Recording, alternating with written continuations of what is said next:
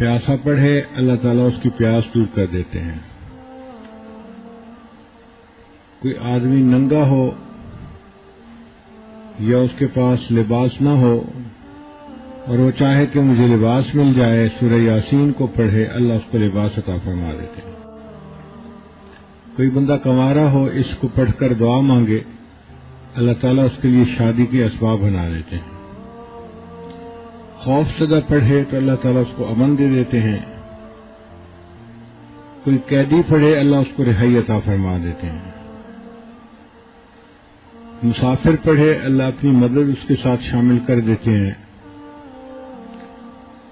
اور اگر کسی کی چیز گم ہو جائے، وہ اس کو پڑھے تو اللہ تعالیٰ چیز کو یا واپس لوٹا دیتے ہیں یا کوئی اس کو اس کا بدل عطا فرما دیتے ہیں۔ اگر کوئی مریض پڑھے تو اس کو شفا عطا فرما دیتے ہیں، یا کوئی مریض کے اوپر پڑھ کر دم کر دے، اللہ اس کو شفا عطا فرماتے ہیں۔ اگر کوئی قریب الموت بندہ ہو، اس کے اوپر پڑھے تو روح نکلنے میں آسانی ہو جاتی ہے۔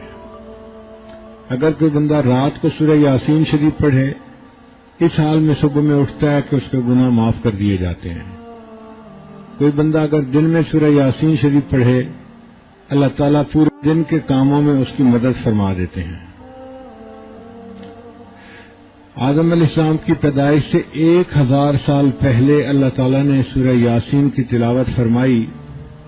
جب فرشتوں نے سنا تو انہوں نے کہا کتنے ہوں گے وہ خوش نصیب لوگ جن پر یہ کلام اتارا جائے گا، کتنے خوش نصیب ہوں گے وہ سینے جن میں یہ قرآن محفوظ ہوگا، اور کتنے خوش نصیب ہوں گے وہ انسان جو اس کی تلاوت کر سکیں گے۔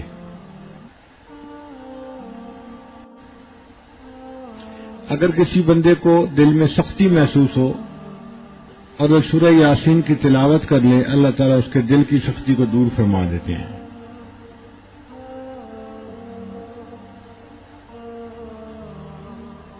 اگر کوئی شخص دیکھے کہ میں نے خواب میں سورہ یاسین کی تلاوت کی ہے تو اس کی تعبیر یہ ہے کہ اللہ تعالیٰ اس کو قیامت کے دن نبی علیہ الصلوۃ والسلام کی سعادت کی قدموں میں جگہ نصیب فرمائیں گے، اور دنیا میں اس کو ایسی نعمت ملے گی جو اس کے لیے عزتوں کا سبب بنے گی۔ اور یہ بندہ اخلاص والا بندہ ہے۔ سورہ یاسین کی تلاوت اس سے خواب میں کی، اس کے بے ریا ہونے کی علامت ہے۔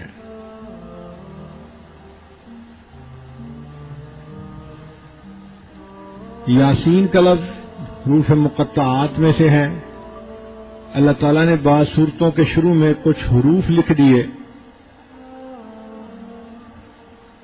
جن کا معنی ہمیں تو نہیں آتا، لیکن یا اللہ جانتے ہیں یا ان کے رسول صلی اللہ علیہ وسلم ان کو جانتے ہیں، مگر ان حروف مقطعات نے انسانوں کو بے لاجواب کر کے رکھ دیا۔ یہ حروف مقطعات اس لیے بنائے کہ انسانوں کو چیلنج دیا، اگر تم کہتے ہو کہ یہ قرآن پاک بنایا ہوا ہے تو تمہیں اپنی زبان پہ بڑا ناز ہے، تم اپنے آپ کو عرب کہتے ہو اور باقی پوری دنیا کو عجم گنگا کہتے ہو، تو زبان پہ ناز کرنے والوں ذرا تم بھی کوئی صورت بنا کے دکھا دو۔ پھر فرمایا صورت نہیں بنا سکتے تو 10 آیتیں ہی بنا کے دکھا دو۔